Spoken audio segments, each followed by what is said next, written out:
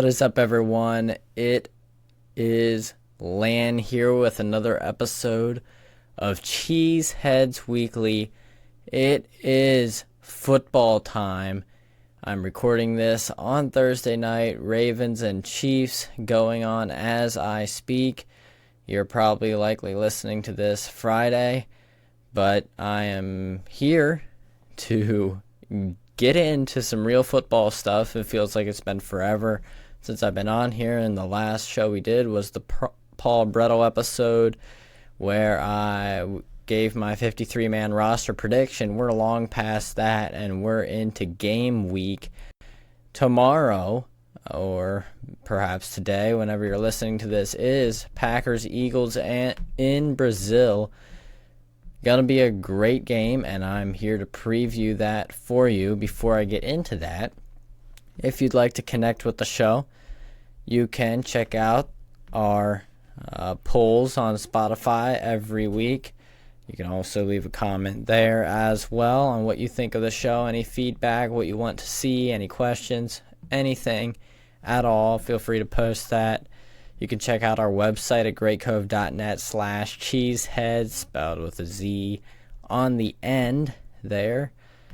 And you can listen to all our episodes there. I have a few articles, including one that I just put out not too long ago about whether Packers Super Bowl expectations are legit, whether they are warranted, and whether the Packers are in kind of a Super Bowl or bust mode this year. Be sure to check that out, and you can leave a comment on that as well. You can also find out where to follow me on social media and where to follow the show on audio platforms and also on YouTube, where we are available at Cheeseheadz_weekly. Again, Cheeseheadz spelled with a Z.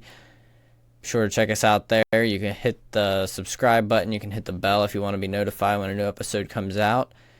I try to get a new episode out every week, but it has not been very consistently Tuesday like I had originally planned. I still kind of try to get it done then, but again, you can hit that bell to notify you when a new episode comes out. So if I do decide to put the episode out late, don't have time earlier in the week, you still won't miss a thing. So that is a great option for you because of the irregular schedule of the show. Show is available about everywhere you get podcasts, not on Amazon Music. I'm not sure who listens to podcasts there anyway, but not there. In video format on YouTube, as I already mentioned. Be sure to leave a comment wherever you're listening, and it would be fantastic if you could rate the show. You can rate on Spotify, rate and review on Apple Podcasts. That would be great. And of course, you can tell your friends about the show. Great way to get the word out for other people to find out about this fine podcast. And of course, you can follow me on social media at Cheeseheadz_weekly, except for on X or Twitter, whatever you want to call it, at Cheeseheadz_W. I'm the most active there. Have not been active really anywhere lately. Been kind of busy, but it's great to see y'all's feedback, and I really appreciate all the support. All right, without further ado, let's get into this. And again, this is a Week 1 preview. Believe it or not, it's crazy. Real football is literally going on as I speak. But before we get into that, just a few quick takeaways on the Packers' initial 53-man roster.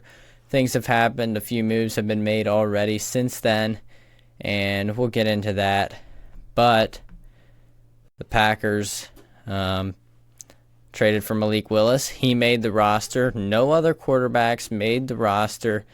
And Michael Pratt was, I believe, claimed off of waivers, if I'm not mistaken, unless he signed to a practice squad.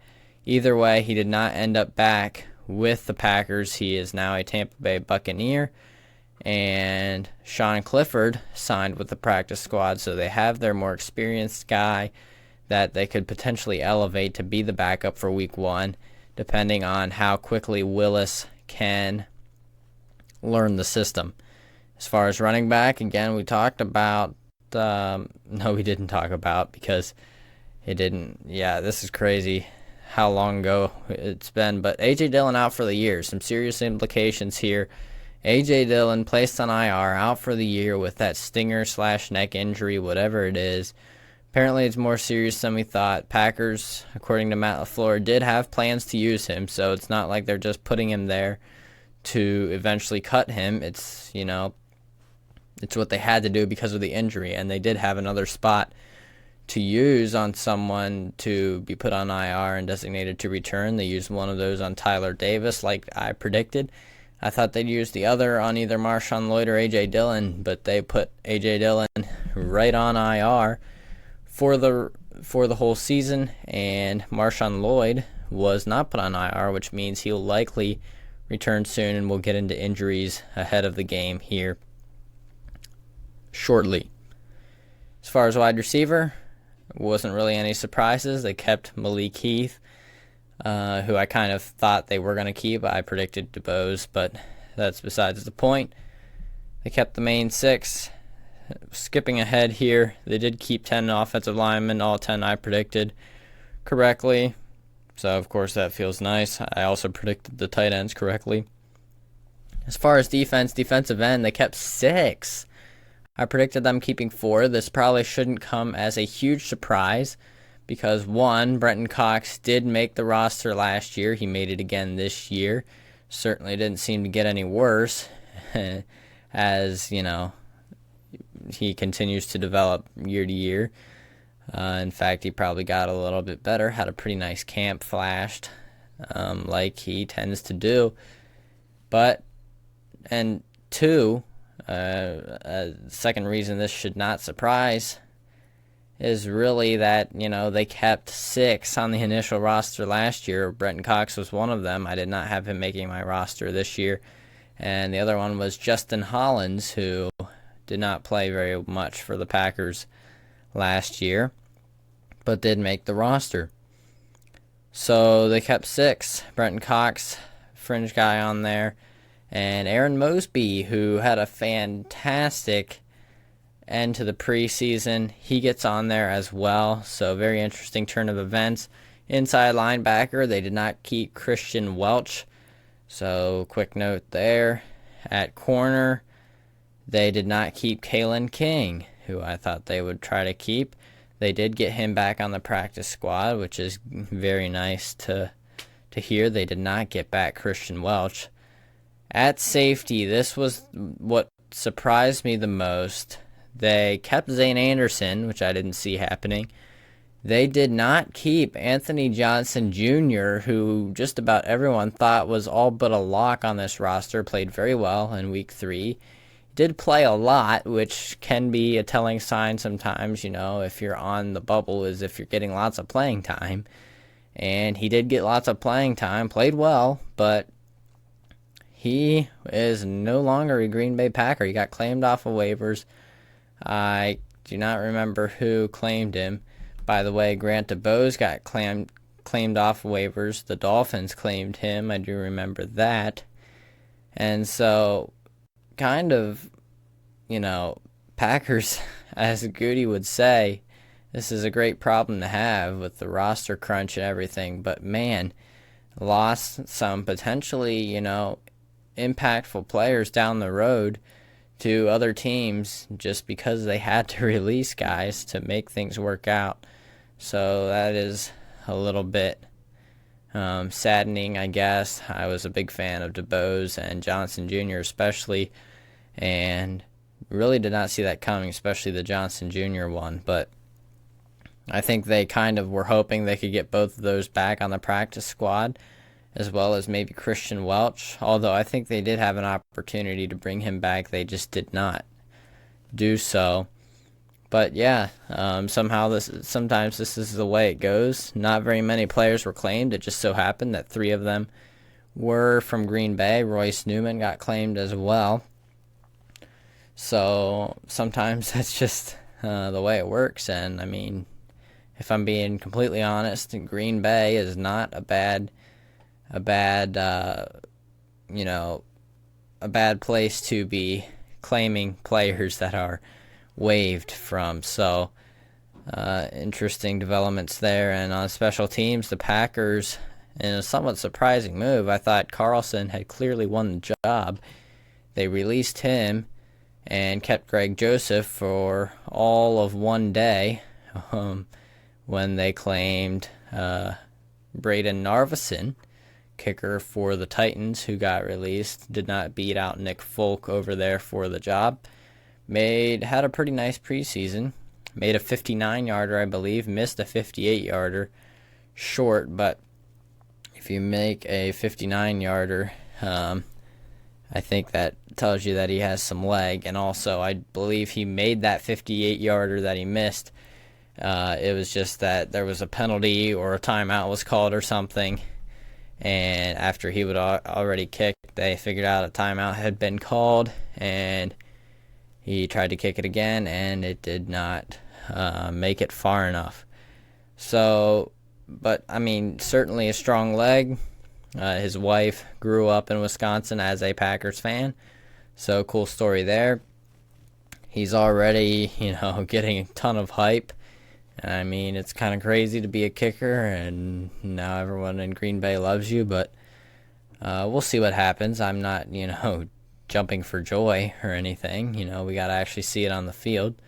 So, we'll see how things go, but certainly seems like it should be an upgrade from what they did have, and I certainly hope that is the case. All right. So now that we're done with that, that's pretty much old news for most people, we'll get into the preview. If we look at some stats from last year, the Packers offense ranked 8th in points per game, 23.8. They were number 10 in yards per game, 348.3. As far as the defense, points allowed per game, they rank number 13, which is actually not terrible, middle of the pack, 21.4. Yards per game, they were number 22, 345.4 yards allowed per game. As far as the offense, as far as rushing, rush play percentage, 42.98%, number 14.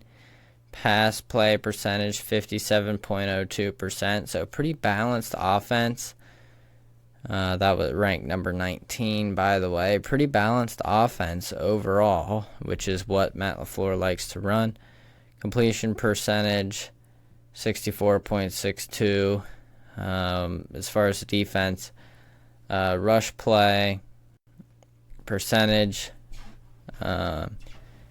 this is teams against the Green Bay defense, 44.65%, which ranks number 25. That actually surprises me a little bit. Maybe it shouldn't. I guess if you have an offense like the Packers and that's playing well near the end of the year, teams are going to have to pass a lot to keep up. But the Packers' run defense was also trash, and so it seems like they should be running the ball a lot more. At any rate, let's get into a little bit better stats here. So as far as rushing statistics for the offense that matter a little bit more, yards per attempt, 4.4, that ranked number 9, very respectable. Rush yards per game, 114.9, that was number 14. As far as yards per completion, 7.0, that ranked number 9 as well. Pass yards per game, 233.4, number 13. Nothing extremely impressive about either of those rushing or passing stats there. As far as the defense, they allowed 4.5 yards per carry, number 25. They allowed 127.1 yards per game, number 28. They allowed 218.3 pass yards per game, number 13, so middle of the pack there. Yards per completion, 6.7, number 18, also kind of middle of the pack. So their defense is all obviously something they're looking to hopefully, take a step forward. There was obviously the hiring of Jeff Hafley as the new defensive coordinator, and they obviously have very high hopes for the defense with him at the helm. Should be interesting to see how things shake out with him as the new coordinator, hopefully becoming more aggressive and blitzing a lot more, letting the pass rush get to the quarterback, and then a lot of press coverage, that type of thing. Hopefully getting this defense into a more top 5 type defense instead of more of a middle of the pack where they are now. As far as Philadelphia's stats, points per game, 24.6. They were number 7. Yards per game, 350, number 9. And on the defensive side, overall points allowed per game, 25.6, number 30. Not very good at all. Yards allowed per game, 360, number 26. Also not very good. As far as rushing stats, yards per carry, 4.3, number 13. Slightly worse than Green Bay. Rush yards per game, 124.0. And that is slightly better than Green Bay, which means they just ran the ball more times. As far as the rush defense, yards allowed per attempt, 4.3, number 19. Not real great. Rush yards allowed per game, 104.3, number 11. That's a little bit better. And that could be due to the fact that their offense was just so good that teams just didn't run a lot against them.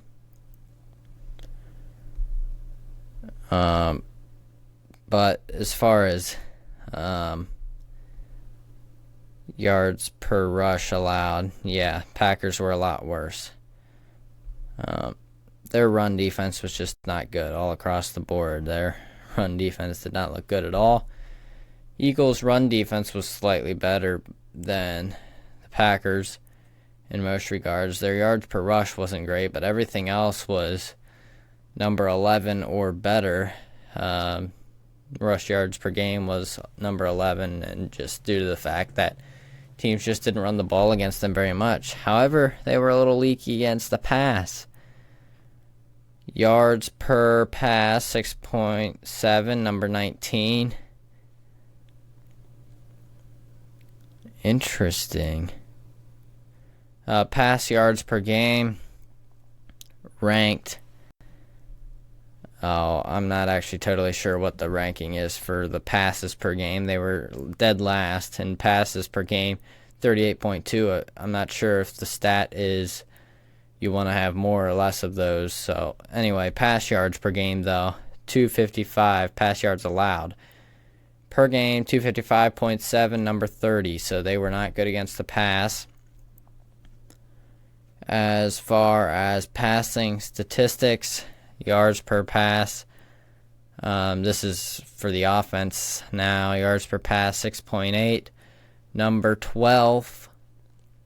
Pass yards per game, 226.0, number 17. So they're actually kind of middle of the pack, and that's influenced as due to the fact that they started very quickly and tapered off quite drastically towards the end of the season. As far as changes during the offseason, there are quite a few notable ones for the Philadelphia Eagles. They changed coordinators on both the offensive and the defensive side of the ball. Brought on Kellen Moore, former offensive coordinator for the Cowboys and the Chargers. They also hired Vic Fangio, former defensive coordinator and head coach, previously coached with the Dolphins. Also coached for the Broncos and Bears in recent memory. I believe he was head coach at one or both of those places. And yeah, very well respected as a defensive coordinator, defensive mind. So both of these guys are pretty highly respected around the league as coordinators. So big changes for them to hopefully kind of boost them from, kind of where they were spiraling out of control last year. As far as the offensive side of the ball, just looking at the depth chart on paper, this offense is stacked. They have, obviously, Jalen Hurts as the quarterback. They signed Saquon Barkley to a big deal in the offseason. They have A.J. Brown. They have Devontae Smith. They just traded for Jahan Dotson, a former first-round pick, who I still am high on. He really had a down year, his second year, with a pretty dysfunctional Commanders offense. They have a great tight end, Dallas Goedert. Their offensive line, despite losing Jason Kelce, is also very solid. Jordan Mailata and Lane Johnson operating as the star tackles. You have Landon Dickerson at left guard. Right guard, Mekhi Becton from the Jets, former first-round pick, has not really performed up to his potential. We'll see if that changes this year with a better team to play on. And replacing Kelce at center is Cam Jurgens, who was handpicked to be his eventual replacement. The Eagles are high on him. As far as the defensive line, also very good. The defensive end, Milton Williams, Jordan Davis at nose tackle, defensive end, Jalen Carter. As far as pass rushers, Bryce Huff, Josh Sweat. They have Nolan Smith as well, who they drafted recently. I forget if he's a rookie or second-year guy. Nakobe Dean, Zach Bond at inside linebacker.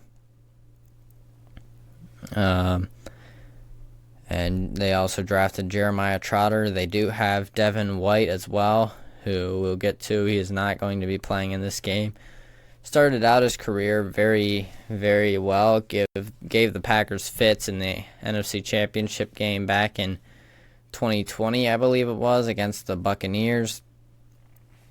Him and Levante David made a very nice tag team there at inside linebacker. He has tapered off a little bit, looking to revive his career, I guess, a little bit here with the Eagles. The secondary has been kind of revamped, was kind of a weakness for the Eagles last season. They drafted Kelly Ringo, who will start at corner with Isaiah Rodgers out as well. James Bradbury, who's actually slotted in as safety, made the position change to safety, is on IR to start the season. Will likely miss 6 to 8 weeks with a lower leg injury, apparently. Avonte Maddox is actually a backup because they have C.J. Gardner-Johnson and Reed Blankenship as strong safety and free safety. Their cornerbacks, again, Kelly Ringo, the rookie, Darius Slay, the vet, somewhat streaky veteran there at corner. Packers are very familiar with him from his Detroit Lions days. At nickelback, Quinyon Mitchell, the rookie, and they also have a rookie in Cooper DeJean, who was a Packers target, or at least a Packers fan favorite to be targeted. Not sure he was ever really on the Packers board for various reasons. And that pretty much rounds out the depth chart there. They do still have Brandon Graham. They drafted Moro Ojomo, Byron Young. Their defensive line especially seems pretty deep and stacked. So that's something to watch. I will get into 3 matchups here in a minute. So Eagles, again, very good on paper. It's just about, the coaching changes to help turn them around, hopefully. And again, the addition of Saquon Barkley could certainly help as well. For the Packers, we kind of know the Packers, but they do have the addition of Josh Jacobs, another star, running back, free agent signing there. Other than that, not a ton of huge additions. They kind of they revamped their safety room. Their biggest addition, I guess, was Xavier McKinney. And, of course, they drafted Javon Bullard and Evan Williams pretty high. They also drafted Kitano Ladapo as well. Anthony Johnson Jr. was from last year. They no longer have him, who definitely has flashed at times. Eric Stokes, hopefully returning as the starting corner opposite Jair Alexander. A lot of unknowns there. We haven't seen him play in a while. Was injured basically all of the last year and most of the year before that. So looking to see him bounce back after a rough start to his second year before the injuries hit. And, of course, you got Carrington Valentine, who filled in nicely for him during last season and could do so again if need be. Eric Stokes, definitely someone I'm looking to watch in this game. Definitely is going to have to perform well, especially since, in this Halfley style defense, there's a little bit more put on the plate of some of these cornerbacks, which, maybe you don't have to cover for as long if you're getting after the quarterback, but also you don't have the benefit of that too high shell to help you out quite as much over the top. You're playing press coverage, which I do think suits Stokes very well. He's physical and has some length and is very fleet of foot. And according to multiple players and coaches, he looks very, very in good shape throughout the off-season process. All right, so we'll get into my matchups here before we wrap this thing up. I have 3 quick matchups to watch. Number 1 is, and I think this is going to be a really big one, the Eagles' defensive line, especially interior defensive line, versus the Packers' interior defensive line, and specifically right guard, which is not exactly solidified at the moment. Packers have not revealed exactly who's going to be the starter at right guard to start week 1. My assumption is that it will be Sean Ryan, but it could very well be a rotation between first-rounder Jordan Morgan and Sean Ryan. Jordan Morgan did kind of almost, or at least was the favorite to win that job early in training camp before he hurt his shoulder. Sean Ryan does seem to have taken a step forward, but obviously that position specifically remains kind of a weakness, and this interior defensive line of Philadelphia can really wreck an offense with guys like Jordan Davis and Jalen Carter, young guys who have showed a ton of potential in their first few seasons. Excuse me. So that is definitely a matchup I'm looking for. Again, Matt LaFleur has not revealed his plan at right guard, but my guess is it's either a rotation or it's Sean Ryan. I don't think they're going to thrust Jordan Morgan in there just yet, although as the season goes on, I could see him getting that job eventually. Number 2, Eagles wide receivers versus Packers corners. Most specifically, I would have to say Jair Alexander versus A.J. Brown. That's a matchup I want to see. We're looking at a hopefully revitalized Jair Alexander ready to go out there, something to prove this season after kind of a rough end to last year. And just a little bit of a more inconsistent up and down year overall for Jair Alexander. So looking for him to bounce back in a big way against, a top 5 potentially wide receiver in this league in A.J. Brown.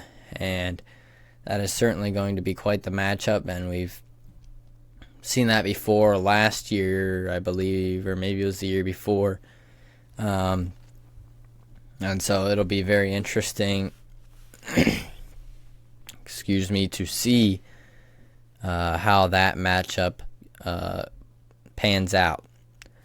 And then number 3, finally, last but definitely not least, it's the battle of the backs, of the new backs, Saquon Barkley and Josh Jacobs.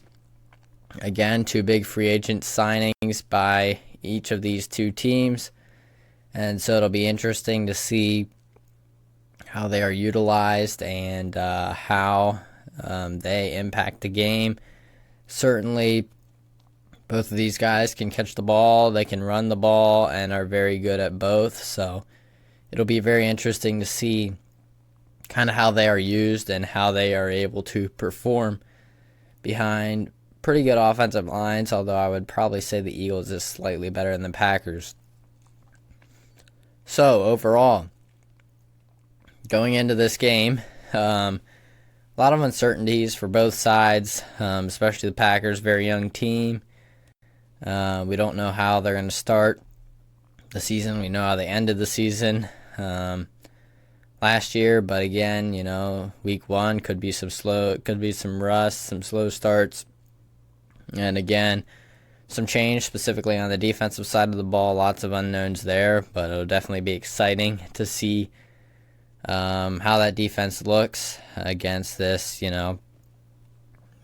slightly revamped, I guess, Eagles offense. And of course, with the new coordinators and everything, lots of unknowns for the Eagles as well. So I really don't know what to do as far as predicting this game. I'd almost rather not have to predict this game, but I'll say, hopefully I'm not being too biased here, but I'm going to go 24-21 Packers win over the Eagles. Braden Arvison will have to make a field goal in this one for all you Narvison junkies that just, love the kicker conflict, I guess. Hopefully he can, be their long-term solution at the kicker position. But we'll see how things unfold. It's just going to be a really fun game to kind of see how things work. But just to put it out here, I know this happens every year, but I'm not going to overreact to week 1, whatever the outcome is, if they win or if they lose, because this is a good Eagles team. This is a good Packers team. If they both play poorly, I'm not really going to be buying it. If they both play great, you never know. There's always, Eagles started out 10-1 and then kind of collapsed. Packers started out not so great and got better. So it's kind of, opposites. But we'll see how things, shake out to start the year. But that is my prediction. Packers over Eagles 24-21. And it should be a fun one down in Sao Paulo, Brazil. Now, if I can just get the game official start time, it is Friday, 8:15 p.m. Eastern. That'll be 7:15 Central for those of you in Packerland. The game is streaming exclusively on Peacock, so that is kind of a bummer to perhaps some of you, but hopefully y'all can find a way to watch the game. I will be watching the game myself, and I'm very excited to do so. Also, we'll be potentially joining another fan for a Packers-Eagles Brazil game pregame show. stay tuned for that. I will post about it on X if it happens, and it should be a lot of fun. So thank you for listening to my preview of the game. I'm going to get back to watching some Thursday night football, but as always, go Pack Go.